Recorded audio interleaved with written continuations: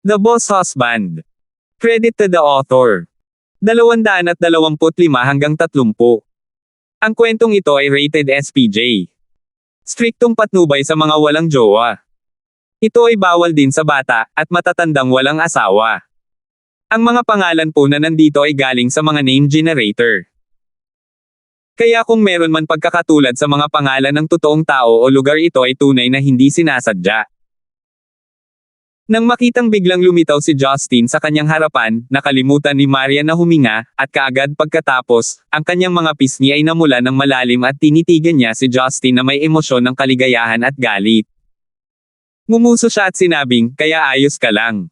Salamat sa pag-aalaga, aking asawa. Bagamat may mga problema ako, ayos lang ako." Ngumisi si Justin na may kasiyahan. Damn it! Ano ang sinasabi ni Karina tungkol sa pagbaril? Ganap na ayos ang mini na ito. Tapos na ang lahat, siguradong narinig niya ang sinabi ko kanina, paano ko siya haharapin in the future. Mamamatay na ako sa kahihiyan. Habang iniisip ito ni Marian, lalo siyang naging hindi komportable. Matapos niyang matanggap ang kakaibang tawag sa telepono mula kay Shu Jihong, tinawagan niya si Karina na naka-duty para humingi ng tulong dahil wala siyang konteksto ng sitwasyon. Kanina, biglang nakatanggap si Karina ng utos mula sa Yuan family at Fain family para sa police force na magbigay ng proteksyon sa 2nd General Hospital, kaya ipinaalam niya kay Marian ang nangyari. Nang marinig ni Marian na binanggit ni Karina na may binaril, agad niyang pinutol ang tawag at sumugod, ngunit hindi niya inaasahan na dahil sa kanyang pagkainip, hindi niya nilinaw kung sino ang binaril, na naging sanhi ng eksenang ito. Ikaw. Bakit ka nakatingin ng ganyan? Nakita ni Marian na kakaiba ang ngiti ni Justin, ang titig nito sa kanya ay naging dahilan para hindi siya komportable. Isang hakbang pasulong si Justin, at agad na umatras si Marian at nakabantay habang nakatingin kay Justin. Hindi naman kasi kita kakainin. Halika ka dito, dahil sa sobrang pag-aalala mo at pag-aalala mo sa akin, handa akong yakapin ka ng libre, kahit labag sa loob, mahal. Kung gusto mong humalik, ayos lang, pero kailangan mong hayaan akong halikan kita pabalik. Pagkasabi niyan, diretsyong ibinuka ni Justin ang kanyang mga braso ng may matuwid na mukha. Nakita ito ng dalawang nurse, at nagtago sa isang sulok para tumawa sa mag-asawang ito. Rogue. Ang pagkarinig ng ganoong biro sa harap ng ibang tao ay nagpapula sa tenga ni Marian. Naiinis, sinaman niya ng tingin si Justin, pagkatapos ay tumalikod at lumakad palayo habang idinuduyan ang kanyang handbag. Malungkot ang mukha ni Justin, nagtaka siya kung bakit palagi siyang pinapagalitan ng salitang ito.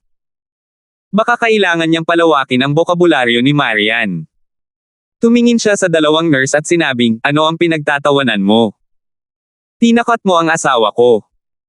Pagkasabi noon, hindi niya pinansin ang dalawang nurse na nakasuot ng inosenteng ekspresyon at hinabol si Marian. Hinabol niya hanggang sa pasukan ng ospital kung saan ipinarada ni Marian ang kanyang pulang Bentley. Nang makitang papasok na siya sa sasakyan, dali-dali itong umakyat at hinaranggan siya. Nabawi ni Marian ang kanyang karaniwang malamig na mukha at tinitigan si Justin, "Lumayo ka.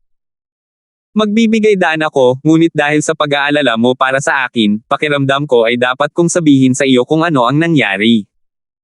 Walang magawang ngumiti si Justin. Tila na-overestimate niya ang lugar sa puso niya, dahil sa isang simpleng biro ay naging dahilan ng pagkagalit niya sa kanya. "Ayoko makinig, wala akong interes sa mga usapin mo. Dumating lang ako para kumpirmahin kung patay ka na, dahil hindi ka na, babalik ako para sa meeting ko sa hapon." Malamig na sabi ni Marian. Bumantong hininga si Justin, at hindi na nag-imbita ng pagtanggi. Pinapasok niya si Marian sa kotse. Hindi man lang lumingon si Marian habang isinara niya ang pinto, pinaandar ang sasakyan at pinaandar ito. Umiling si Justin na may mapait na ngiti, pagkatapos ay kinuha ang kanyang telepono at tinawagan si Roslyn. Kasabay nito, sa isang nakaunat na Cadillac limo, si Jenna ay nasa telepono. "Jenna, iyan ang nangyari, kaya kailangan kong gumawa ka ng ilang utos ng militar sa hukbong dagat at infantry para aisil si Stonegate sa huling kalahati ng gabi."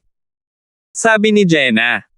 Sa kabilang panig ng telepono, ay isang panlalaking boses ng lalaki, wala akong problema dyan, ngunit kailangan mong makuha ang pahintulot ni tatay. Gustong-gusto ni tatay ang apo niyang si Lit Oscar, sigurado akong papayag siya. Ay, kahit hindi para sa apo niya, pinakaayaw niya sa mga ganyang puwersa, meron pa bang iba? May isa pang bagay, ngunit hindi ako sigurado kung dapat kong sabihin ito. Nag-alinlangan si Jenna. Jiyu, magkapatid tayo, ano ang kailangan mong ilihim sa akin? Hindi nasiyahan ang lalaki. Hindi yun ako. May nakabangga akong binata ngayon, ang pangalan niya ay Justin.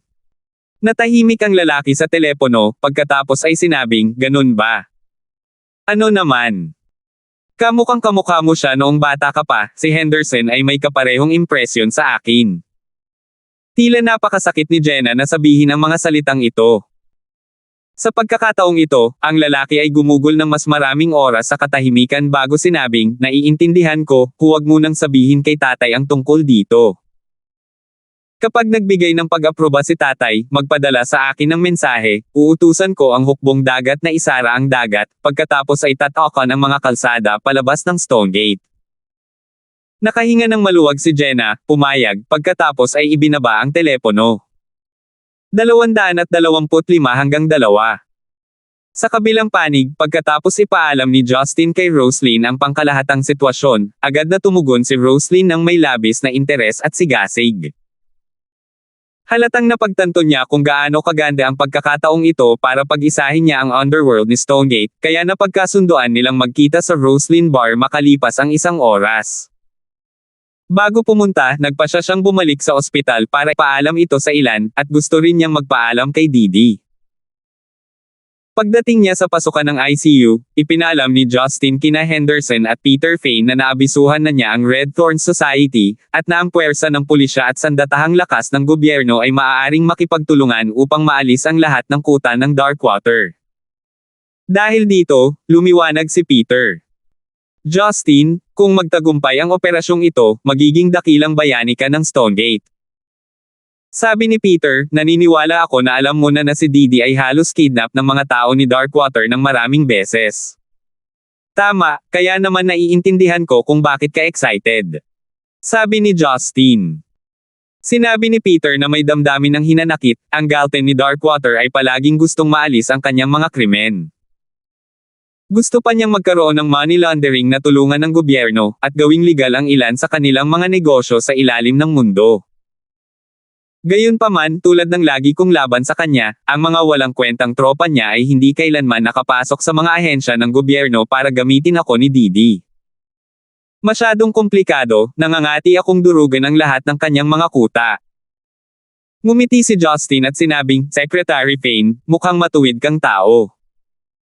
Para sa akin, ayoko lang sa dating Foggy dahil lagi siyang gumagawa ng gulo para sa akin, kaya nagpasya akong makipagtulungan sa inyo. Haha, hindi ko tatawagan ang sarili ko na matuwid dahil ang pagiging matatag sa aking posisyon ay nangangailangan ng higit pa sa maliit na mga panlilinlang.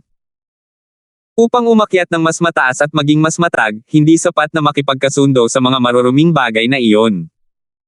Kung ano ang ginagawa ng isang tao ay ang langit ang kanyang saksi. Ako, si Peter ay hindi isang martir, ngunit hindi bababa sa isang dahilan kung bakit mawawala ang aking ulo at konsensya. Talagang sumobra na si Darkwater sa mga bagay na ginawa nila nitong mga nakaraang taon. Matapos makipag-usap ni Justin sa dalawa, si Henderson at Peter ay parehong umalis kasama ang kanilang mga bodyguard, at umalis upang maghanda para sa labanan. Pumasok si Justin sa ICU, at si Didi ay nasa tabi mismo ng kama ni Oscar. Nang makitang pumasok si Justin na mag-isa, itinaas ni Didi ang kanyang ulo na nagtataka kung ano ang problema. Didi, aalis na ako? Dito ka dapat magstay ngayong gabi. Maraming tao sa labas na nagpoprotekta sa lugar na ito, napakaligtas. Uncle, alam kong magiging magulo ang gabing ito, please take good care of yourself. Ani Didi na may pag-aalala. Opo, pupunta na po ako. Tatalikod na sana si Justin at aalis nang tawagin siya ni Didi. Uncle, Itinikom ni Didi ang kanyang mga labi, pagkatapos ay sinabi, "Uncle, iniisip ko kung sakaling mangyari kay Oscar Ge, kung sakaling maging siya, sana ay mapapangasawa ko siya." "Anong ibig mong sabihin dyan?" Natigilan si Justin at nagtanong. "Marami akong pinag-isipan. Kung may mangyari kay Oscar Ge at hindi siya magising pagkatapos ng gabing ito, gagamitin ko ang paraan ng aking ina para mabuntis ang sarili, at manganak ng anak para kay Oscar Ge, ikakasal din ako kay Oscar Ge." Sabi ni Didi na may matigas na tingin. Sa tahimik na ICU, maliban sa malalambot na tunog ng iba't ibang instrument, tanging ang determinadong boses ni Didi. Si Justin ay nakatitig.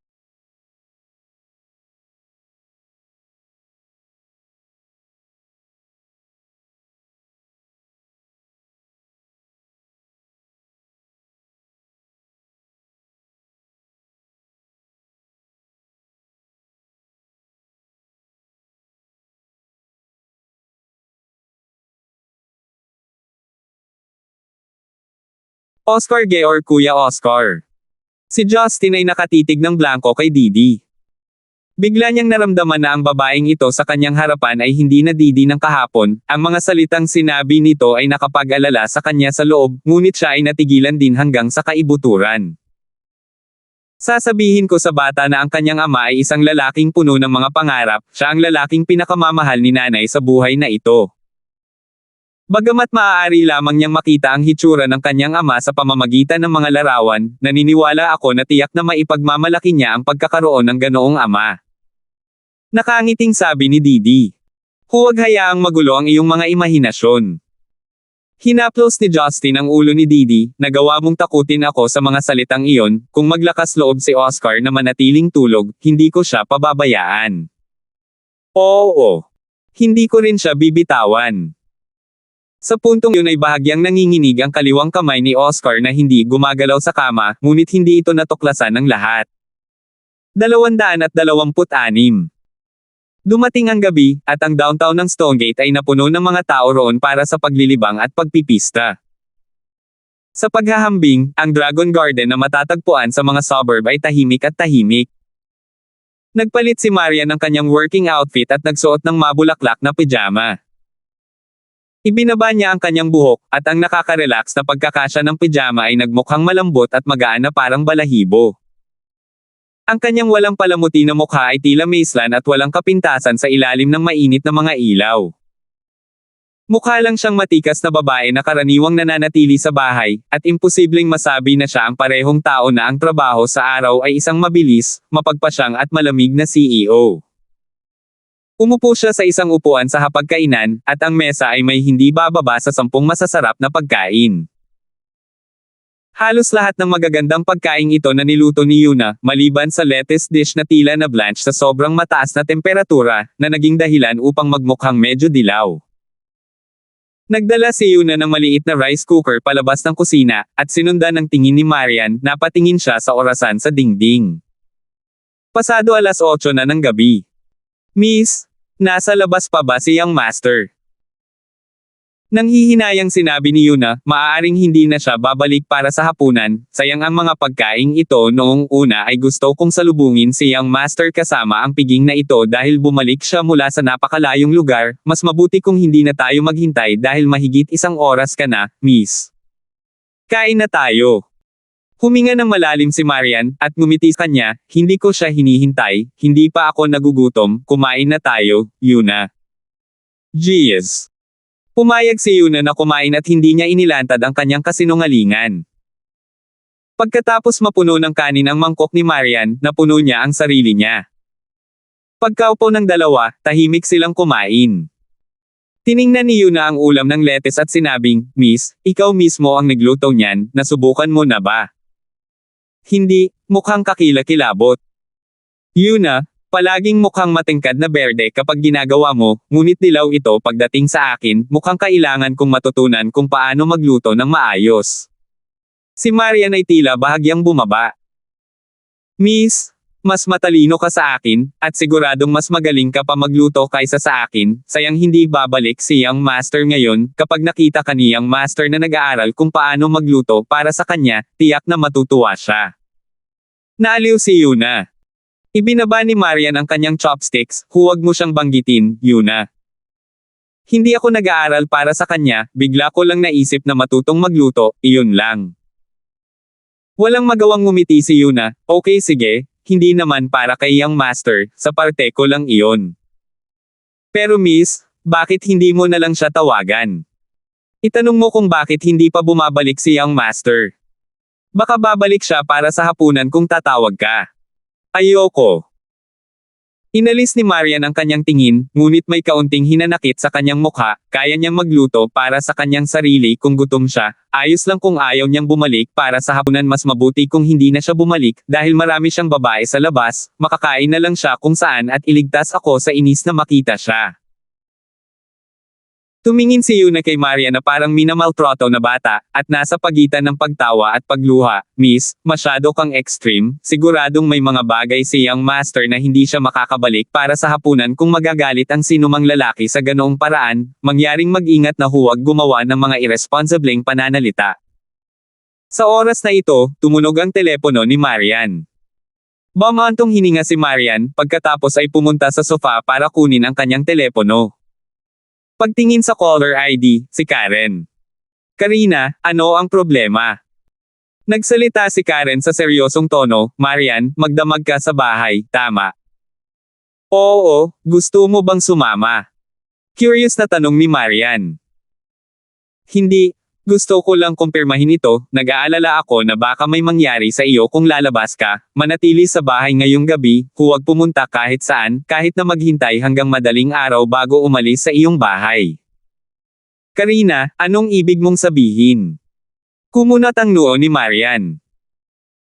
Bumantong hininga si Karen at sinabing, makinig ka lang sa akin at okay lang, tatawagan kita dahil nag-aalala ako sa iyo na si Stonegate ay hindi ligtas ngayong gabi, iyon lang ang masasabi ko sa iyo sige, busy talaga ako, bye. Bahagyang nagbago ang ekspresyon ni Marian, habang ibinaba na ni Karen ang tawag. Miss, ano ang sinabi ni Miss Karen? Nakita ni Yuna na si Marian ay may sabik na ekspresyon, at mabilis na nagtanong. Hindi itinago ni Marian ang nangyari, sinabi niya sa amin na huwag umalis sa aming bahay, may ilang mga bagay na mangyayaring yung gabi sa Stonegate, at ito ay hindi ligtas. Hindi ligtas doon. Agad na nagtanong si Yuna na may pag-aalala, ano ang gagawin ni Young Master hindi pa bumabalik, dapat walang mangyari sa kanya, tama ba? Why care about him? He is really resilient. I was almost scared to death this morning and thought he, but when I went to the hospital, I was instead I'm not going care about him, mas mabuti kung may mangyari sa kanya. Galit na sabi ni Marian, pagkatapos ay naglakad patungo sa hapag-kainan sa kabila ng pag-aalala sa kanyang mga mata. Sa pagkakataong ito, si Yuna ay hindi na nagpatuloy sa pag-upo roon at walang ginawa. Hindi niya pinansin ang naisip ni Marian at lumapit sa telepono, at dinayal ang numero ni Justine. Kinuha ni Marian ang kanyang mangkok at chopstick, ngunit hindi siya nagsimulang kumain at sa halip ay nakatingin kay Yuna. Maya-maya, biglang ibinaba ni Yuna ang telepono, bumantong hininga siya, paanong hindi maabot ang telepono, baka naubusan na ito ng baterya. Medyo nanginginig ang kamay ni Marian na nakahawak sa chopsticks at muntik na niya itong mabitawan.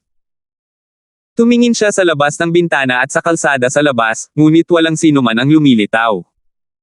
Sa totoo lang, naubusan na talaga ng baterya ang telepono ni Justine.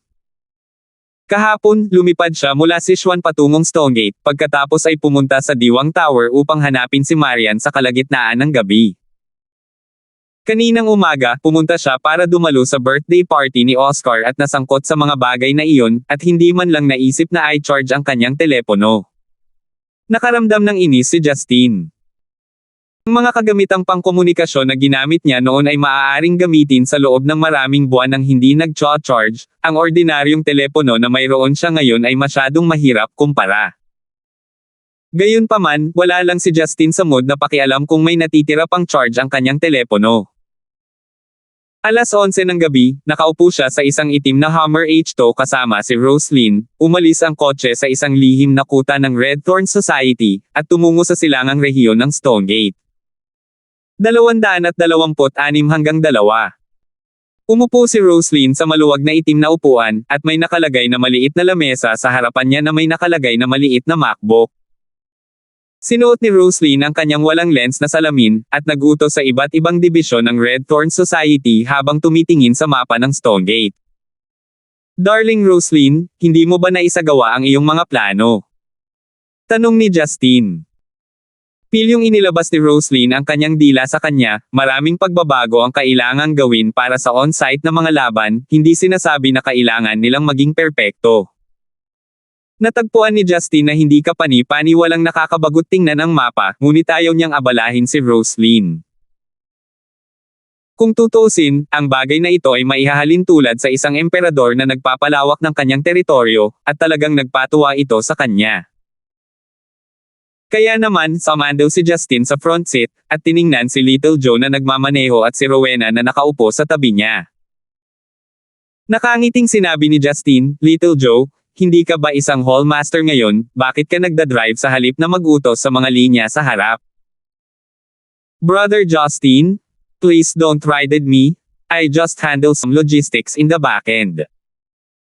By letting me drive, it shows na mataas ang tingin sa akin ni Big Sis, which is a good point of mine.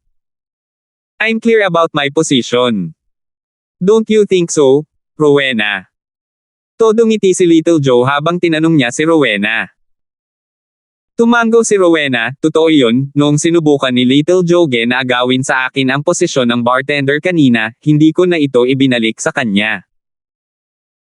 Tinusok ni Justine ang bilog na ulo ni Little Joe gamit ang kanyang daliri, napaka-immature, naglalako sa bar buong araw.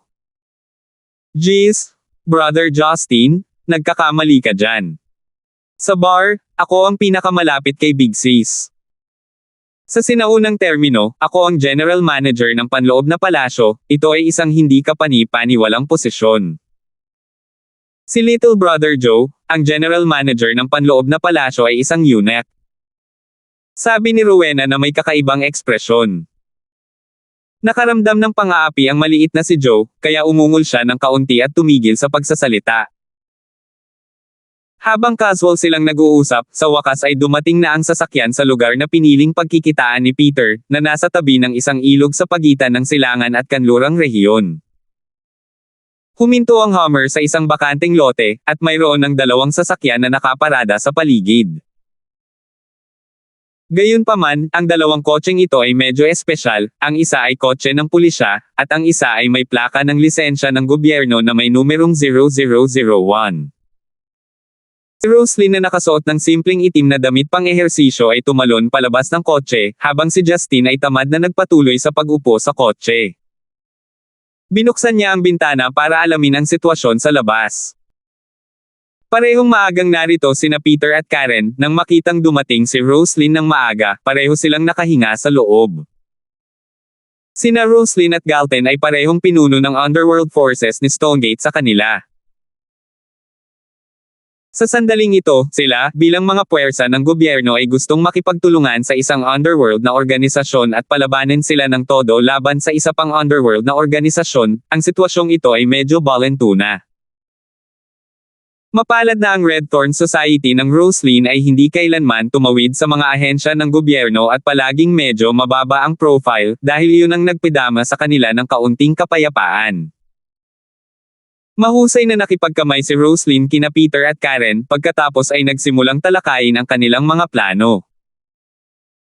Si Peter ang commander ng gobyerno at sandatahang lakas para sa kaganapang ito, ngunit ang mga partikular na plano sa labanan ay pinangasiwaan ni Roslyn na tinulungan siya ni Karen. Gayunpaman, kinailangan ni Peter na makakuha ng wastong pag-unawa para sa mga bagay tungkol sa aktwal na pinsala at saklaw ng mga apektadong lugar, at makipagkasundo. Ito ay isang bagay na kailangang subaybayan ni Karen sa panahon ng labanan. Sa kabila ng napakalayo, malinaw na narinig ni Justine ang nilalaman ng kanilang mga pag-uusap. Ayaw ni Justine na gamitin ni Peter ang kapangyarihan ng Red Thorn Society para sirain ang Darkwater, pagkatapos ay saksakin ang Red Thorn Society sa likod. Sa makatuwid, ang higit na inaalala ni Justine ay ang plano ay maayos na naisagawa ng may pantay na pagtrato. Gayunpaman, si Karen na lumahok sa talakayang ito ay sumulyap kay Justin paminsan-minsan na may masalimuot na emosyon sa kanyang mga mata. Dahil dito, nalito si Justin. Ano ang mali sa marahas na kagandahang pulis na ito? Dahil ba sa kasama ko si Roslyn, pakiramdam niya ay may panibagong krimen sa ulo ko at nag-iisip ng paraan para maaresto ako. Makalipas ang 20 minuto, humiwalay si Roslyn kina Peter at Karen at bumalik sa kotse. Hobby, pagkatapos ng gabing ito, magiging atin na si Stonegate. Confident na sabi ni Roslyn. Ganyan ka ba ka-confident? Bagamat maaaring hindi alam ni Darkwater ang lahat, tiyak na nakalusot ang ilang impormasyon sa anumang paraan, at ito ay magiging isang slugfest. Sabi ni Justin. Si Roslyn ay may mapanlinlang na tingin sa kanyang mga mata, ang aking mga nasasakupan ay na-deploy na bago pag ginawa ang planong ito. Ang Hummer ay muling sinimulan, at tumungo sa sentro ng lungsod na puno ng maliwanag na ilaw. Kasalukuyang hiting gabi na, at ang trapiko sa kalsada ay kalat-kalat. Ang mga taong masayang nagpapakalasing sa kanilang sarili sa iba't ibang lokasyon para sa paglilibang ay ganap na walang kamalay-malay na ang isang nakakawasak sa lupa na madilim na bagyo ay paparating na sa mga madaling araw. 227. Guanglin Night Market sa silangang rehiyon ng Greenfield. Ang lugar na ito ay may pinakamataas na aktibidad sa gabi, ang mga regular na tao at mga manloloko ay napuno ang hindi mabilang na mga bar, club, at pub na nagpapasaya sa kanilang sarili sa isang marangyang pamumuhay. Hindi sinasabi na mayroon ding hindi mabilang na mga tao na narito para sa pagkakataong makakuha ng pera para mapakain ang kanilang mga pamilya. Sa isang karaoke lounge na pinangalanang Golden Age, ang dark gold na tema ng buong lugar ay nagbigay dito ng malalim at misteryosong pakiramdam. Dahil sa pink at dim warm lights, mahirap makilala ang mga mukha ng mga taong naglalakad sa lugar. Dahil sa kawalan ng pagkakakilanlan, walang lalaki o babae ang labis na kapansin-pansin, at walang kasuotan na masyadong kakaunti.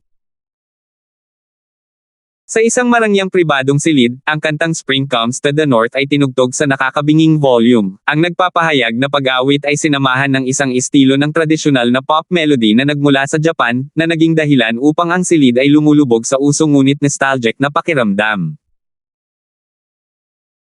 Sa matigas na itim na leather na sofa, isang nasa katanghaliang gulang na lalaki na nakakalbo at mukhang masama ang katawan ay niyakap ang isang magandang babae na may creamy white skin na nakasuot lamang ng isang pares ng black lace bra at translucent black stockings.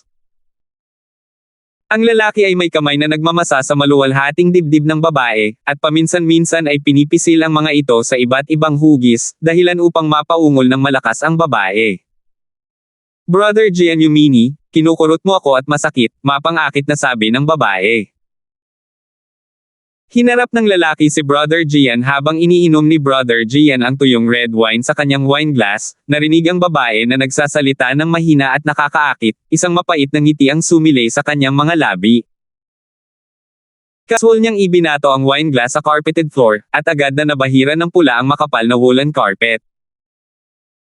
Okay, kung masakit, hindi na kita kukurutin dito, halika, hayaan mo akong kurutin ka dyan. Habang sinubukan ng babae na hindi sumunod at humihingi ng awa, pilit siyang itinulak ni Brother Gian sa sofa. Ginamit niya ang kanyang mga binti upang ibuka ang mga binti ng babae, pagkatapos ay sinimulang kagatin ang buong mukha at leeg nito habang ang isang kamay nito ay pumunta sa honeypot ng babae. Tinakpan ng musika sa silid ang hindi malinaw na sigaw ng babae, habang si Brother Gian ay lalong nasasabik. Little Vixen, banibiro mo ako, hindi sapat ang paghampas sa'yo araw-araw. Habang aagawin ni Brother Gian ang medyas ng babae na halos kailangan niyang palitan araw-araw, tumunog ang kanyang telepono na nasa coffee table. Nairita si Brother Gian at kinuha ang telepono. Pagtingin sa numero ng tumatawag, halos napigilan ang kanyang galit, agad niyang kinuha ang telepono, boss. Gian, bumalik kaagad sa iyong base, nakatanggap ako ng impormasyon na ang Red Thorn Society ay makikipagdigma sa atin. Ano ba? Nawala sa isip ang babaeng iyon, si Sito Roslyn. May mga pulis at armadong puwersa din na sangkot, mabilis na bumalik, ako ay magbibigay ng mga utos. Moherf *** care. Sinusubukan nilang magrebelde. Huwag kang mag-alala, boss, titipunin ko agad lahat ng kapatid ko sa base. Ibinaba ni Brother Ian ang tawag, pagkatapos ay kinuha ang kanyang jacket na may balak na umalis. Mapait na kumapit ang babae sa likod ni Brother Gian, ang kanyang magagandang braso ay kumapit sa leeg ni Brother Gian, at mapang-akit niyang sinabi, Brother Gian, sabi mo sasamahan mo ako ngayong gabi, bakit ka aalis sa akin? Aking munting sinta, paano ako magsisinungaling sa iyo? Ito ay talagang isang kagyat na bagay, kailangan kong umalis. Malungkot na sagot ni Brother Gian. Huwag kang pumunta, sabihin sa akin kung anong mahalagang negosyo ito. Nagpatuloy ang babae sa pagkapit sa katawan ni Brother Gian. Walang choice si Brother Gian kundi magsalita habang sinusuot ang kanyang damit, nawala sa isip ang Sito Roslyn ng Red Thorn Society, at nakikipagsabuatan sa mga pulis para labanan tayo. Kailangan kong dalhin ang mga kapatid ko para kunin ang mga baril natin para ipakita sa kanila kung sino ang amo.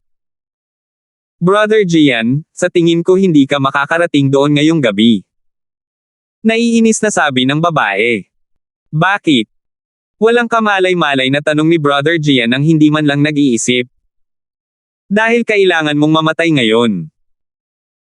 Ang malalambot na braso na isinabot ng babae sa leeg ni Brother Gian ay biglang naging parang dalawang bakal, at agad na humigpit sa leeg ni Brother Gian. Sa sandaling napagtanto ito ni Brother Gian, may intensyon siyang hampasin ang tiyan ng babae gamit ang kanyang siko, ngunit bago pa niya maitaas ang kanyang braso, ang mga braso ng babae ay nagkuros sa lakas. Bitek.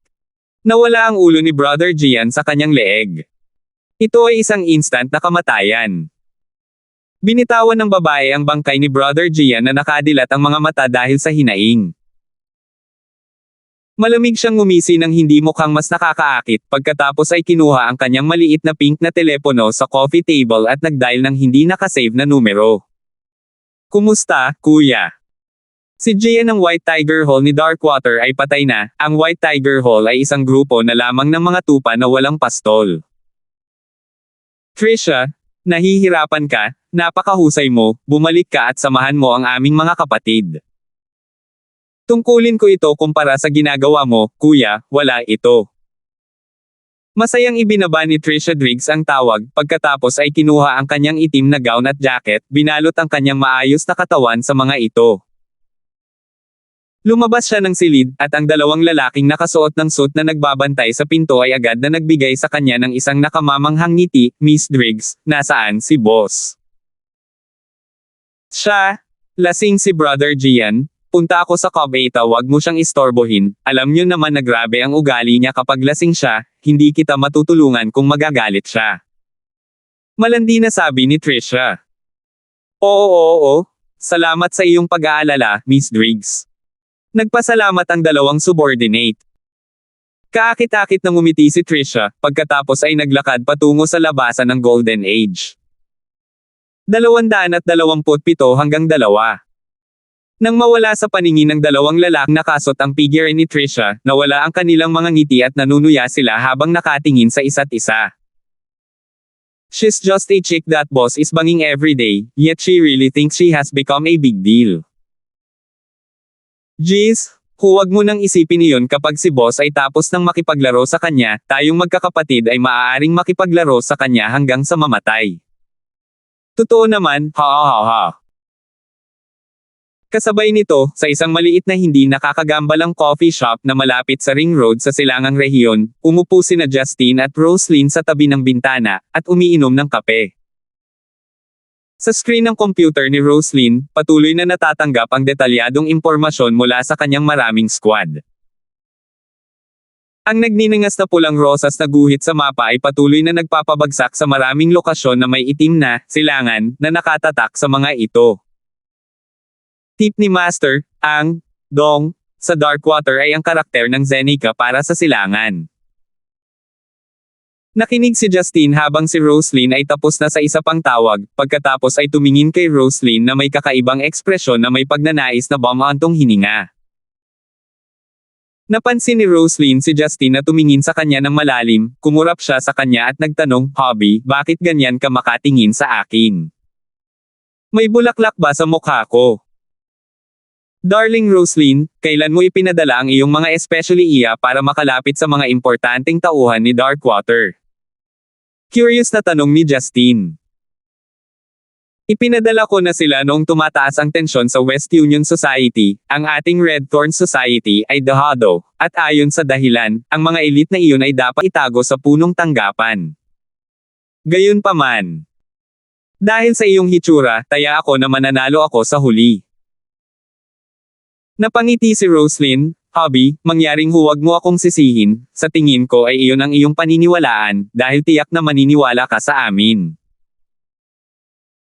Napakamot ng ulo si Justin, pagkatapos ay itinaas ang kanyang ulo at bumantong hininga, "Mukhang nasa kalkulasyon mo ang lahat, sa palagay ko ay hindi inaasahan ng mga tao ni Darkwater na pipiliin mo ang panahong iyon upang ituon ang iyong paningin sa Darkwater sa halip na magplano laban sa West Union Society."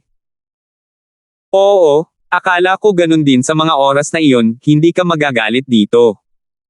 "Tama. Hobby." Si Roslyn fawningly na ginamit ang kanyang mga kamay upang hawakan ang mga kamay ni Justin at naglagay ng nakakaawang ekspresyon. "Hey!" Mahina na tumawa si Justin, "Kalimutan mo na ito, napagtanto ko na hindi lahat ng babae ay simpleng pakitunguhan." Naalala ni Justin ang mga pukana na ginamit ni Marian kanina, at isa rin itong katawa-tawang pamamaraan. Pagdating sa plotting, malamang ay mas mababa siya kina Marian at Roslyn, dahil sa lakas niya, hindi na niya kailangang mag-isip ng mga pukana. Sa kabilang banda, ang mga independenteng kababaihan na tulad nila ay kailangang mag-isip ng napakalayo at isaalang-alang ang maraming komplikadong mga bagay. Rose pursed her lips and smiled, "Alam kong hindi mo ako masisisi. However, what do you mean by kayong mga babae, Hobby? Ilan ba ang babae mo?" Umubo ng 2 beses si Justin, at umiwas sa paksa, "Kumusta ang pag-usad ng mga bagay? Uupo na lang ba tayo dito? Gusto mo bang pumunta sa frontline para tingnan?" "Hindi, pareho lang kung pupunta tayo o hindi, dahil ang kabuoang bilang ng mga lugar na ating inaatake ay umaabot na sa mahigit 200. Sa mga importante, mahigit 50 sila. Walang kwenta kung isa lang ang pupuntahan, kaya bakit hindi na lang manatili dito at mag-utos na lang?" Masayang sabi ni Roslyn. Nang makitang tuwang-tuwa at cute si Roslyn, hindi napigil ang mapangiti ni Justin. "Mukhang masaya ang ating Empress Roslyn na umakyat sa totoong trono ng underworld ni Stonegate. Hobby, alam mo ba na sa propesyon na ito, ang tunay na kagalakan ay matatagpuan hindi pagkatapos talunin ang isang kalaban, at hindi rin bago talunin ang kalaban. Kahit na ako lang ang maging pinuno sa underworld ni Stonegate, hindi ako magiging masaya tungkol dito." Ang magagandang mga mata ni Roslyn ay napuno ng hindi maipaliwanag na ningning, ang tunay na kagalakan ay nangyayari lamang kapag natalo natin ang kanilang kalaban. Ang tibok ng puso, at napakatindi. "Hindi ka yata matutulog ngayong gabi?" Tanong ni Justin na may kakaibang ngiti. "Hindi." Naawa si Roslyn habang sinabing, "Hobby, how about you go home? I'm really happy right now. Secretary Foster actually collaborated with US to help US take down Darkwater. I won't be samahan to sleep tonight, so you should go home. Wala ka namang magagawa kung samahan mo pa ako." Walang magawang bumantong hininga si Justin, "Kung ang kapwang Peter na iyon ay mikha ng gulo para sa iyo pagkatapos nito, ipaalam sa akin, ako ang bahala sa kanya para sa iyo." Don't worry. Actually, as long as we work together, it's definitely beneficial to him for me to be the leader of Stonegate's underworld, hindi siya magiging tanga." Nakangiting sabi ni Roslyn. Sa screen ng computer, ang simbolo para sa putukan ay nagsimulang lumitaw ng walang tigil, habang ang mga itim na "East" na marker ay mukhang nabahira ng dugo sa pamamagitan ng paglawak ng nagninangas na pulang rosas na guhit. Tumingin si Justin kay Roslyn habang masayang ngumiti na parang bata na nakakuha ng bagong laruan. Ngumiti siya at umiling saka lumabas ng coffee shop. Dahil mayroon siyang kinuha mula sa Red Thorn Society ng kanyang BMW, hindi na kailangan ni Justin ng sinumang magbabalik sa kanya. Halos 1:30 AM na. Habang nagmamaneho si Justin palabas ng downtown, tumingin siya sa kanyang rearview mirror, at sinulyapan ang silangang rehiyon ng Stonegate na maliwanag pa rin. Kapag natapos ang gabing ito, ang mag-ama ni Darkwater na si Watkins kasama ang Cole family ay aalisin sa Stonegate. Gayunpaman, ang mga bagay na ito ay hindi malaking bagay kay Justin. Sa totoo lang, kung hindi dahil nagkaroon ng pagkakataon ang iba na kumuha ng kredito at para makinabang si Roslyn, talagang handa si Justin na patayin si Galton Watkins, Simon at ang iba pa ng mag-isa, kahit na kailanganin niyang uminom muli ng gamot dahil dito. Pagkatapos magmaneho sa katawa-tawang bilis ng mahigit 10 minuto, bumalik si Justin sa villa sa Dragon Garden. Nang bumaba siya sa sasakyan, namangha si Justin nang malaman niyang bukas pa rin ang mga ilaw ng sala. Halos 2 AM na, kaya napataas ang kilay ni Justin. Noong nakaraan, hinintay siya ni Marian na makauwi noon, ngunit sa pagkakataong ito ay gabi na, kaya naramdaman ni Justin na malabong mangyari ito. Tinawag pa siyang rogue ni Marian kaninang umaga, kaya nahulaan niya na baka nakalimutan ng dalawang babae sa bahay na patayin ang mga ilaw. May pagdududa sa kanyang ulo, binuksan ni Justin ang pinto at pumasok sa bahay. 228.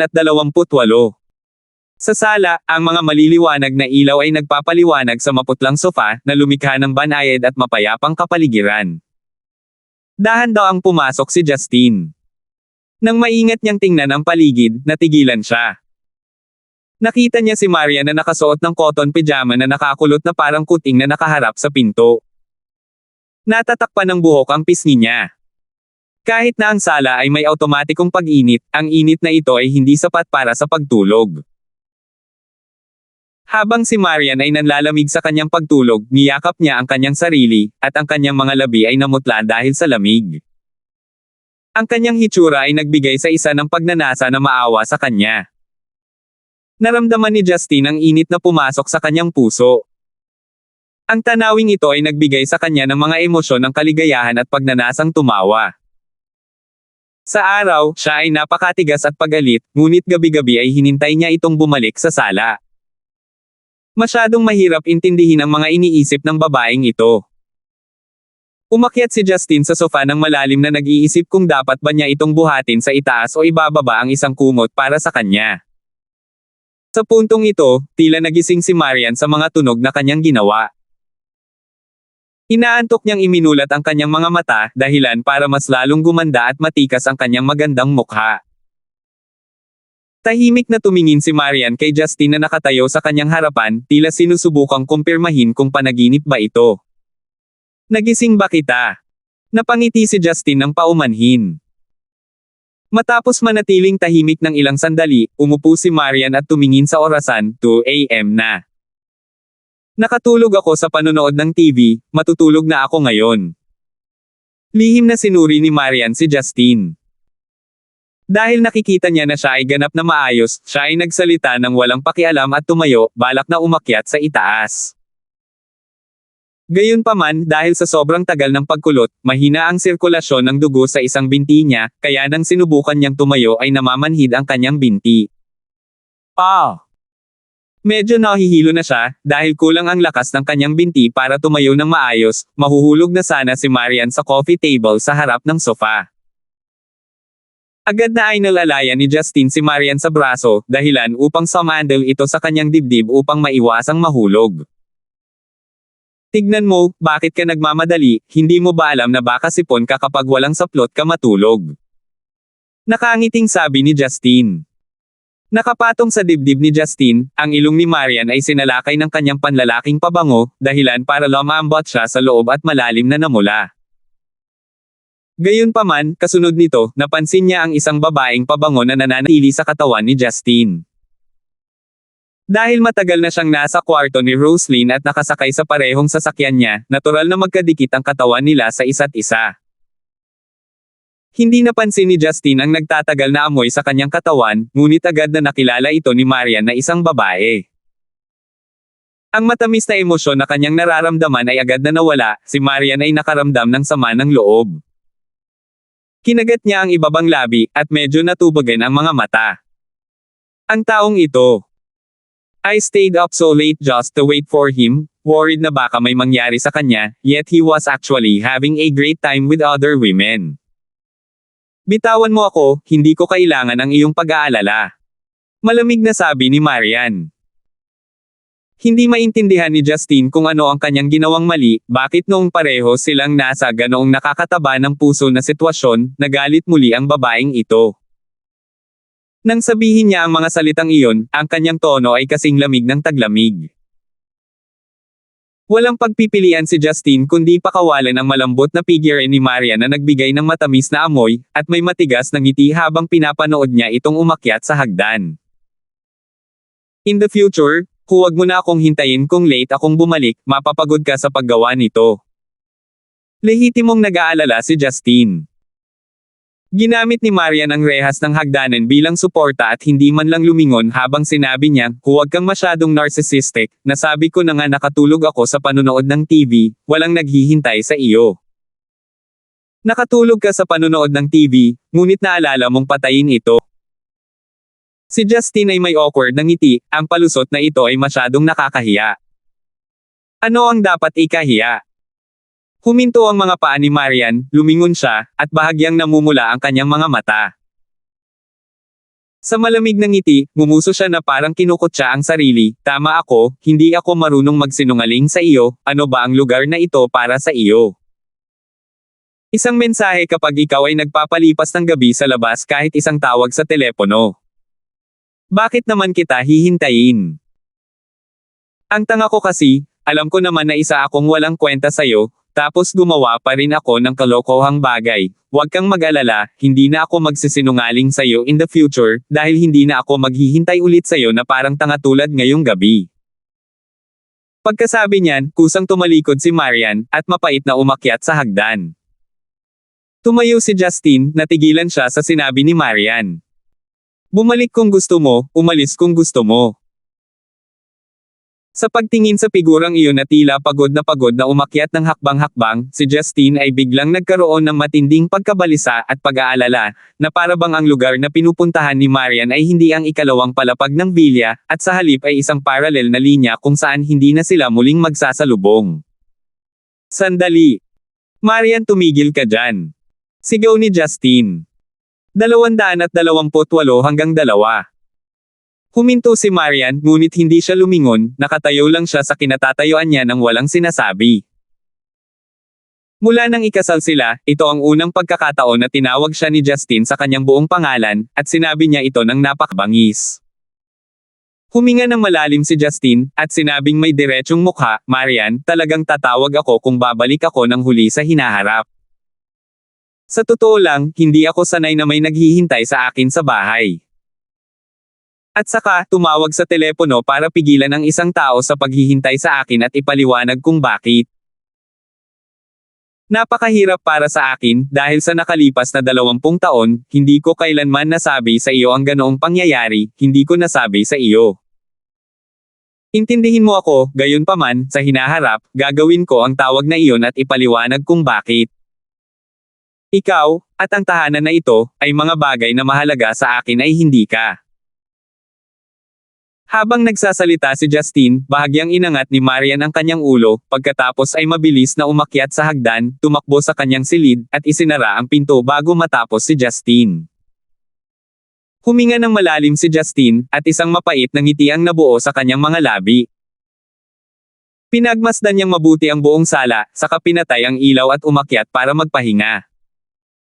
Kinaumagahan, tumunog ang telepono ni Justine na naka-charge. Casual na inabot ito ni Justine, pagkatapos ay inilagay ito sa kanyang tainga at tinanggap ang tawag. Good morning hubby, sana hindi na lang kita ginising. Nahihiyang bati ni Roslyn sa kabila. Nanatiling nakapikit ang mga mata ni Justine, ngunit ngumiti siya at nagtanong, bakit mo itatanong kung alam mo na ang sagot? Kumusta ang mga bagay? Sa pakikipagtulungan ni na Secretary Foster at Bureau Chief Collins kasama si Darkwater na kulang sa napakaraming hallmasters at underbosses, ang pag-atake kahapon ay medyo nakakainip. Si Galton ay walang anumang oras upang labanan. Ngunit nang pumunta ako sa kanyang tahanan sa dulo, ang mga bagay ay medyo kakaiba. Ano ang kakaiba doon? Matamlay na tanong ni Justine. Sabi ni Roslyn, pumunta ako doon kasama si Bureau Chief Collins nang matagpuan namin si Galton, patay na siya na may tama ng bala sa ulo. At saka, kakaiba ang posisyon niya noong namatay siya, nakaluhod siya. Paano ang iba? Mukhang hindi ito pinansin ni Justine. Si Deacon Watkins ay tumakas kasama ang ilan sa kanyang malalapit na katulong, hindi namin sila nahuli. Dahil ang utos ng militar na selyuhan ang lungsod ay tatagal lamang hanggang ngayong umaga, ang paghuli sa kanya ay magiging mahirap. Nanghihinayang sabi ni Roslyn. Ayos lang, hindi naman siya may masamang ambisyon, kaya huwag mo siyang sadyaing mahirapan. Maghanda ka lang kung sakali. Naisip ko rin, kaya ipinadala ko ang aking mga subordinate upang simulan ang pagharap sa mga resulta at hindi namin siya pinapansin. Nagsalita si Roslyn sa mahinang boses, Hobby, ipagpatuloy mo ang pagtulog, magtatrabaho ako ngayon. Huwag masyadong magtrabaho, maaari kang mag-iwan ng ilang bagay kina Little Joe at Rowena.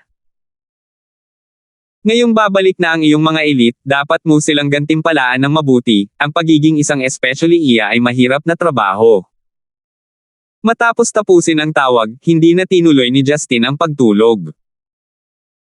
Dahil nagkataon na weekend, binalak ni Justine na mag-almusal bago pumunta sa ospital upang suriin si Oscar dahil iyon ang pinakamahalagang bagay sa ngayon.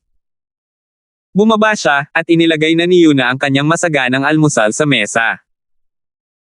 Ngayon, may kanin, malamig na pinggan, at naiinitang mga tira. Napansin ni Justine na hindi pa bumababa si Marian, kaya inisip niya sa loob kung galit pa rin at atubili ang sisiw na iyon na makita siya. Gayunpaman, wala siyang magagawa tungkol dito, hindi tama na pasukin niya ang mga silid nito. Young Master, nagising ka talaga kagabi, salamat at pareho kaming nag-aalala sa iyo. Napawi ang ngiti ni Yuna. Natarante si Justine, kaya nagtanong siya, Yuna, ano ang ibig mong sabihin? Sa hapunan kahapon, tumawag ang pangalawang Miss ng Collins family para sabihin kay Miss na huwag umalis ng bahay at sinabi niya na hindi ligtas si Stonegate kagabi dahil palagi kang nasa labas at hindi makontak ang iyong telepono, pareho kaming nag-aalala na may nangyari sa iyo, Young Master. Sabi ni Yuna. Maraming pag-iisip ang sumagi sa isipan ni Justine, naalala niya kung paano nakapulupot si Marian sa sofa kagabi, at nakaramdam siya ng pagkakasala. Tama nga sa kanya ang magalit sa kanya. Hindi lang niya ito hinintay, nag-aalala rin siya sa kanya. Ang mga ulam na ito ay mula sa kagabi, ngunit kaunti lang ang kinain namin kaninang umaga, mangyaring kumain pa, Young Master. Magiliw na pinuna ni Yuna ang isang mangkok ng kanin at ibinigay ito kay Justine, orihinal, ito ay para salubungin ka sa pag-uwi, dahil kababalik mo lang, si Miss ay nagluto pa sa unang pagkakataon, gayunpaman, sinabi ni Miss na ito ay mukhang kakilakilabot, kaya hindi niya ito ginalaw. Naghinala si Justine na mali ang narinig niya, nagluto si Marian. Tama, ito ang ulam ng letsuges. Itinuro ni Yuna ang dilaw na lettuce dish sa sulok. Nang lumipas ang isang gabi, medyo malagkit ang sesame oil sa loob nito, Young Master, gusto mo bang subukan ito? Masayang tumango si Justine, lumabas ang imahe ni Maria na clumsily na sinusubukang magluto, at nagkaroon siya ng gana na tumawa. Kinuha niya ang isang bangkos nito gamit ang kanyang chopstick at inilagay sa kanyang kanin. Walang pakialam sa lasa, patuloy lang siya sa pagkain nito nang nakangiti. Young Master, anong lasa? May potential ba si Miss sa pagluluto? Tanong ni Yuna na may malawak na ngiti. Si Justine ay nasa kalagitnaan ng pagkain, at hindi mapakali na magsalita, kaya masigasig siyang tumango. Sa ilang sandali, 2 mangkok ng kanin ang pumasok sa kanyang tiyan. Si Justine ay tapos ng kumain, dahil hindi pa rin bumababa si Marian, sinabi niya kay Yuna na pupunta siya sa ospital para bisitahin ang isang pasyente, at umalis ng bahay. Umalis ang isang Justin, palihim na bumaba si Marian mula sa ikalawang palapag. Naglakad siya papunta sa mesa at tiningnan ang ulam ng letes na kaunting litsugas na lang ang natitira. Medyo nangganyo siya. Napangiti si Yuna, "Miss, mukhang nasiyahan si Young Master sa ulam na niluto mo, kinain lang niya ang ginawa mo." Bahagyang namula si Marian. Curious niyang kinuha ang kanyang chopsticks at kumuha ng isang maliit na piraso ng letes, at maingat na inilagay ito sa kanyang bibig. "Woo! Woo! Pway pway blay." Kumunat ang noo ni Marian, at tumapak sa lupa. Naiinis niyang sinabi, "Napakaalat, lumaki ba sa pagkain ng asin ang walang hiya na iyon?" Nang makita si Marian na parehong galit at masaya, hindi mapigilan ni Yuna na mapangiti. 229. Pagdating niya sa ospital, napansin ni Justin na ang bilang ng mga gwardya ay dumobol man lang mula kahapon. Maliwanag, ito ay dahil ang Yuan family ay nag-aalala na si Galten ay pipiliin na walang ingat na saktan ang mga taong pinapahalagahan nila sa walang prinsipyong paraan, kaya nadama nilang napilitang dagdagan ang proteksyon. Gayunpaman, malamang na walang sino man ang umasa na si Galten ay patay na sa bahay.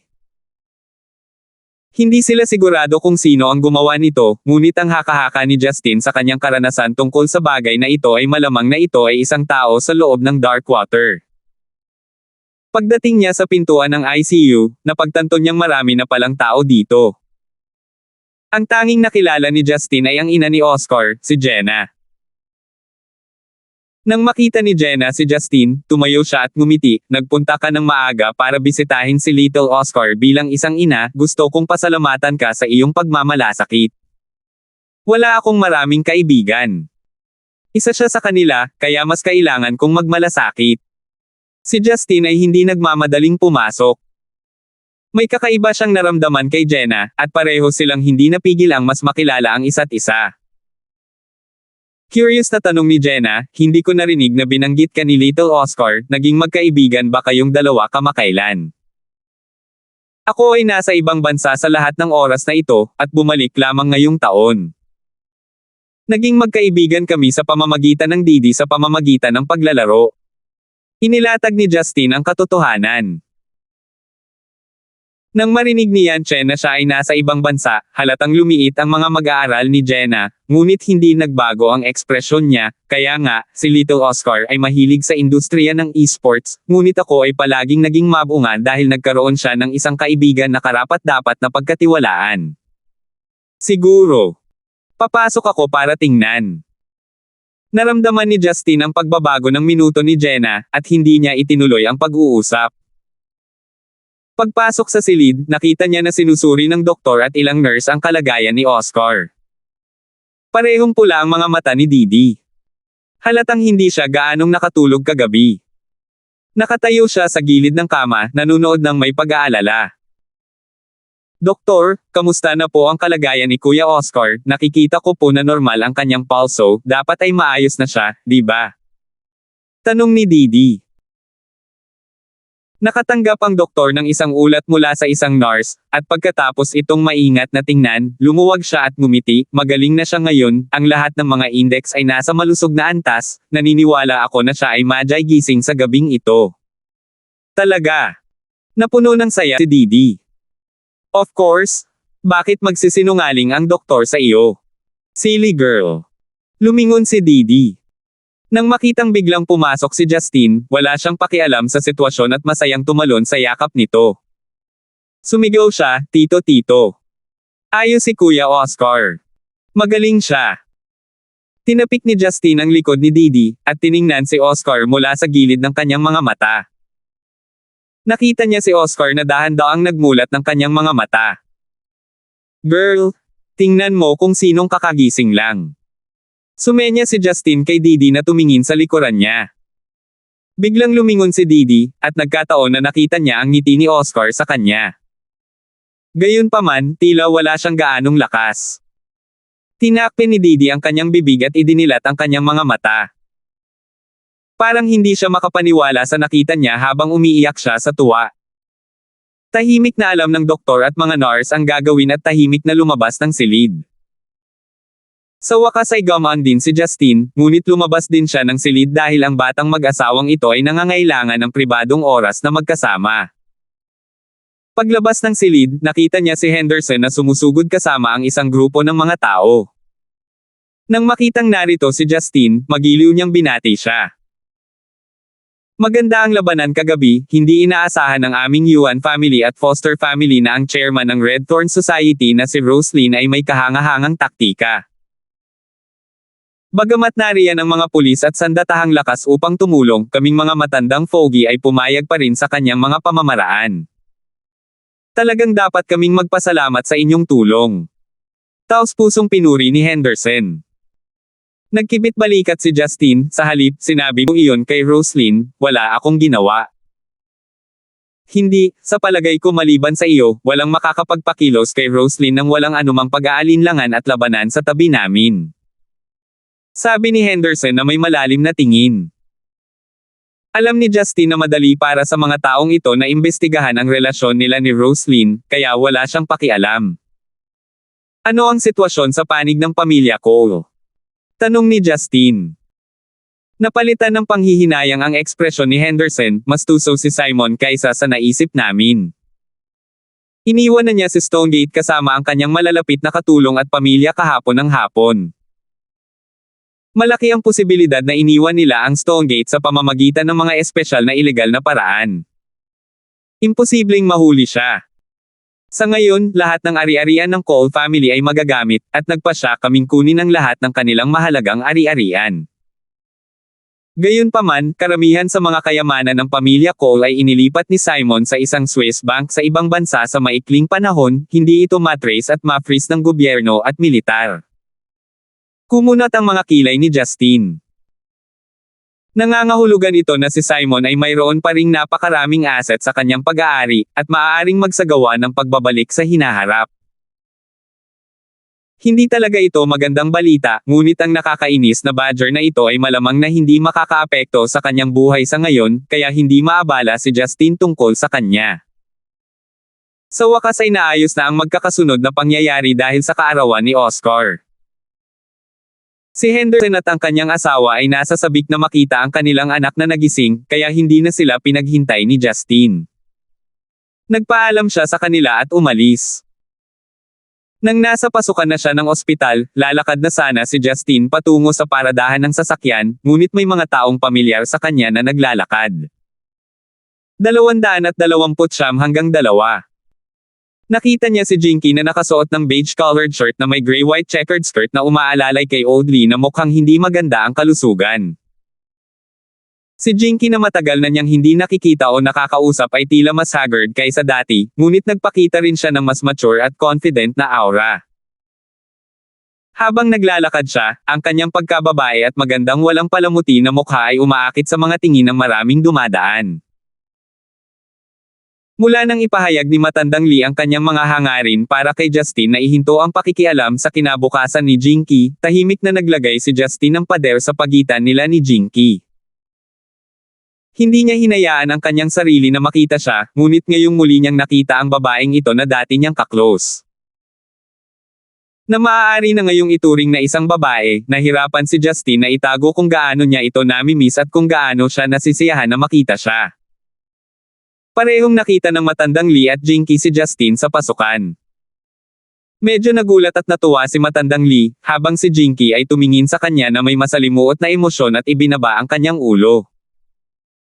Little Gibson, hindi ko inaasahan na makakabangga kita dito, may problema ba sa kalusugan mo? Tanong ni Old Lee. Hindi, nandito lang ako para makipagkita sa isang kaibigan. Matandang Lee, may sakit ka ba? Hindi na tiningnan ni Justin si Jinky, at sa halip ay binati si Old Lee nang nakangiti. Napabuntong hininga ang Matandang Lee, matanda na ako at ang aking poster ay nagdudulot sa akin ng mga problema dahil Sabado ng umaga, hindi na kailangan ni Jingjing na pumasok sa paaralan, kaya dinala niya ako dito upang ipasuri ito.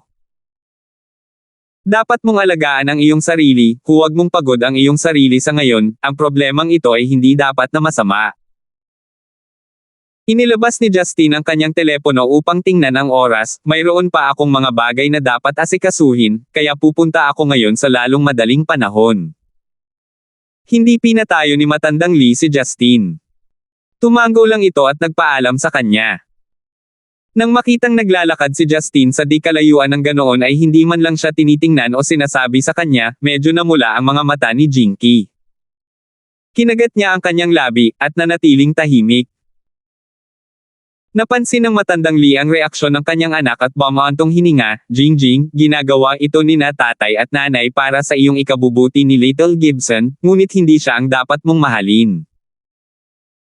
Inihayag ni Jinky ang kapaitan at ayaw, ngunit mayroon ding kakaibang ningning sa kanyang mga mata. Sa kabilang panig, si Justin ay sumakay sa kanyang sasakyan. Saglit niyang ipinikit ang kanyang mga mata at ipinilig ang kanyang ulo upang alisin sa kanyang ulo ang malungkot na ekspresyon ni Jinky. Akmang paandarin na niya ang sasakyan, tumunog ang phone niya. Tiningnan niya ang numero, at siguradong hindi pa niya ito nakita, ngunit kinuha pa rin niya ito. Hello, ito ba si Mr. Gibson? Ang boses sa telepono ay medyo hindi pamilyar at neutral na boses ng lalaki. Nagsalubong ang kilay ni Justin, Deacon. Agad namang humajejek ang tumatawag. Ang lalaking ito ay gumagamit ng paraan ng pagtawa ng isang babae, ngunit ito ay tila hindi kapani-paniwalang totoo. Please call me Chanel, Mr. Gibson. I'm really happy that you could recognize me through my voice. Tuwang-tuwa si Chanel. Si Justin ay may awkward na ngiti habang sinabi niya, talagang matapang ka, dapat mong malaman na ang nagpasimula ng malaking pag-atake na iyon mula sa likod ng mga eksena, hindi ka ba natatakot na ilantad ang iyong kinaroroonan? Alam ko na hindi ka makikialam sa isang mahinang babae na tulad ko, Mr. Gibson. Anong problema? Ngumisi si Justin sa loob. Talagang matalino ang taong ito dahil wala siyang interes na patayin siya, at hindi man lang interesado na gawing mahirap ang mga bagay para sa kanya. Aalis na ako ng bansa bago umalis, gusto kong makilala ka muli. Isipin mo na lang na pampalubag loob para sa akin sa pamamagitan ng pagpapaalis sa akin. Posible ba iyon? Nanatiling tahimik si Justin saglit, pagkatapos ay bumaantong hininga, sabihin mo sa akin kung saan. Pumili ng lugar kung saan sa tingin mo ay ligtas ka. 230. Makalipas ang 15 minuto, dumating si Justin sa ligtas na lugar na pinili ni Chanel. Ito ay isang revolving restaurant na matatagpuan sa gitna ng Stonegate sa tuktok na palapag ng isang skyscraper. Mula rito, makikita ng isa ang karamihan sa Central Business District ng Stonegate. Hindi maiwasan ni Justin na humanga sa lakas ng loob ng taong ito, dahil imposibleng tumakas kapag nadiskubre siya sa isang lugar na tulad nito. Agad na tatataken ng pulis ang buong gusali, at hindi siya makakatakas kahit may pakpak siya. Ngunit kung gumamit siya ng mga taktika tulad ng pambobomba sa gusali at pagkuha sa lahat ng tao sa gusali bilang hostage, iyon ay magiging isang magandang plano din. Pagpasok niya sa Western Cuisine Restaurant, nakita kaagad ni Justin ang graceful figure na nakaupo sa tabi ng bintana na nakatingin sa skyline ng lungsod. Bagamat kakaibang sabihin ito, kailangang aminin ni Justin na ang hitsura ni Deacon bilang Chanel ay mas kasiya siya sa mata kaysa sa kanyang hitsura bilang isang lalaki. Si Chanel ay nakasuot ng istilong Northern Ireland na pula at itim na checkered na palda, isang ladies hat na may balahibo, at isang maliit na Gucci handbag. Nakasuot siya ng wig na may pulang buhok na parang Irish lady, na pumupuno sa kanyang makinis na balat at matingkad na mga mata. Sa ganitong uri ng get-up, imposibleng mapansin ng sino man na ito ay talagang isang lalaki. Sa katunayan, medyo maraming lalaki sa restaurant ang nakatingin sa kanya na may nagninangas na mga tingin. Pagkaupo ni Justin, binigyan siya ni Chanel ng matamis na ngiti. Sir, ano ang gusto mong makuha? Lumapit ang isang magandang waitress at tinanong si Justin. Sumagot si Chanel, bigyan mo ang taong ito ng isang tasa ng Blue Mountain, na may gatas, walang asukal.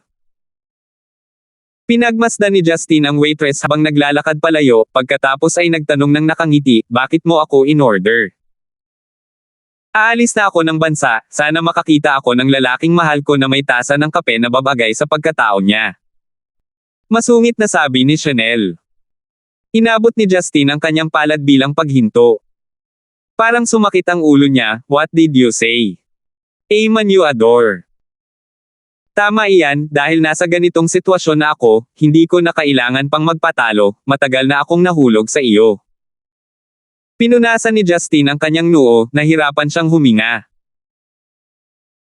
Sa buhay na ito, narinig niya ang iba't ibang babae na nagsabi na gusto nila siya o interesado sa kanya, ngunit ang lalaking ito na mas maladyo kaysa sa isang babae ay nagsasabi na gusto niya siya, at si Justin ay nahihirapang lunukan ito. Hindi ka ba natatakot na tumakbo ako palayo? Hindi mo gagawin, maubos mo man lang iyong tasa ng kape bago umalis. Confident na sabi ni Chanel. Nakaramdam ng hindi komportable si Justin sa kabuuan. Hindi niya alam kung paano ilarawan ang pakiramdam na ito, kaya tumingin siya sa labas ng bintana at sa lungsod at nanahimik. Kinagat ni Chanel ang kanyang mga labi at ngumiti, alam mo ba na ang unang pagkakataon na napansin kita ay noong ikaw ay nasa kalsada, iniligtas ang anak ni Secretary Foster sa insidente ng aksidente sa sasakyan. Talagang pinlano ko iyon, at ako ay nasa paligid na nanunood. Ang iyong karisma noong kumilos ka bilang isang bayani na nagligtas sa kagandahan ay nakaantig sa aking puso. Nang maglaon, ipinadala ko ang sasakyang iyon upang bunutin ka upang imbestigahan ka, ngunit hindi ko inaasahan na ang aking mabubuting mga nasasakupan ay dinala sa labas ng lungsod at itinapon mo. Sumabog ang sasakyan, walang iniwang ebidensya. Sa oras na iyon, nagtataka ako kung bakit ka naging Superman. Pagkatapos noon, sa Maple Forest Leisure Center. Alam mo ba kung gaano ka kaakit-akit kapag naninigarilyo at naglaro ng tennis ng sabay? Ang pinakakahangahangang bahagi ay ang lakas na ginamit mo noong nataman mo ang bola sa labas ng court. Sa oras na iyon, ako ay pagod na hindi makapaniwala, ngunit itinuturing ko na ang pinakamahusay na laro ng tennis na nalaro ko kailanman. Nakaramdam ng goosebumps si Justin sa buong katawan niya. Sa isang matigas na ngiti ay sinabi niya, pwede ba tayong magpalit ng mga paksa? Alam kong hindi mo ako matatanggap, pero gusto ko lang i-share ang nararamdaman ko ngayon, mas gamaan ang pakiramdam ko. Inilibot ni Chanel ang kanyang mga mata kay Justin nang may hinanakit. Kung makakakita nito ang isang taong walang kaugnayan, iisipin nilang walang pusong tinalikuran ni Justin ang hindi kapani-pani walang kagandahang ito. Ikaw ang pumatay sa iyong ama, tama ba? Biglang tanong ni Justin. Natigilan si Chanel sa sinabi niya, at sa wakas ay naging seryoso. Tumingin siya kay Justin ng kakaiba, paano mo nalaman? Akala ko. Kakalabanin mo ang tatay mo noon sa piging. Namatay na ang tatay mo at namatay pa nga sa kamay ng mga nasa tagiliran niya, pero nasa mood ka pa ring magtapat sa akin dito. Malamang na ang pumatay sa kanya ay ikaw, ang anak niya na hindi niya gaanong mag-iingat. Naisip din ito ni Justin. Nagkakamali ka, hindi niya ako anak, anak niya ako. Itinama ni Chanel. Ngumiti si Justin, pagkatapos ay humigop ng mapait na Blue Mountain na kape. Sige, Miss Chanel, kahit na hindi ko alam kung bakit galit na galit ka sa iyong ama hanggang sa puntong pinili mo ang oras na iyon para patayin siya, kung hindi dahil sa katotohanang naalis mo si Galton sa loob, hindi magiging madali ang labanan kagabi. Ngumisi si Chanel, at may kaunting kalupitan sa kanyang mga mata, Justin, alam mo ba kung bakit ayaw kong magbihis bilang isang lalaki at mas gusto kong magpanggap bilang isang babae? Bakit? Naging interesado si Justin tungkol dito. Dahil sa nanay ko. Pinaikit ni Chanel ang kanyang mga mata at sinabing, ang aking ina ang pinakamaamo, mabait, at pinakamagandang tao sa mundo. Siya ang pinakamamahal sa akin, at siya ang nagpalaki sa akin. Noon, siya at ako ay nanirahan sa kanayunan. Ang matandang fox na si Galton ay naghintay hanggang ako ay 13 taong gulang upang pumunta sa kanayunan upang hanapin kami, lahat dahil sa kanyang underworld career. Gayunpaman, ang gusto niya ay ako lamang, dahil lahat ng iba pang mga anak niya sa iba pa niyang mga babae ay mga anak na babae. Hindi niya kailangan ng anak na babae. Kailangan niya ng anak para maging kahalili niya, pero ayaw niyang palakihin ako ng nanay ko na tumanda dahil sa lahat ng hirap na pinagdaanan niya. Ang kailangan niya ay isang bata at magandang babae na makapagbibigay sa kanya ng pakiramdam ng tagumpay. Kaya naman, sa likod ko, pinainom niya ang nanay ko ng lason para magpakamatay. Nang marinig ang pagsasalaysay ni Chanel, naramdaman ni Justin ang pagkamuhi ni Chanel kay Galton. Ito ay isang uri ng pagkamuhi na hindi nakakatakot sa ibang tao, ipinaramdam lamang nito sa iba kung gaano siya kaawa-awa, kalungkutan at walang magawa. Ito ba ang dahilan kung bakit mo pinatay ang iyong ama?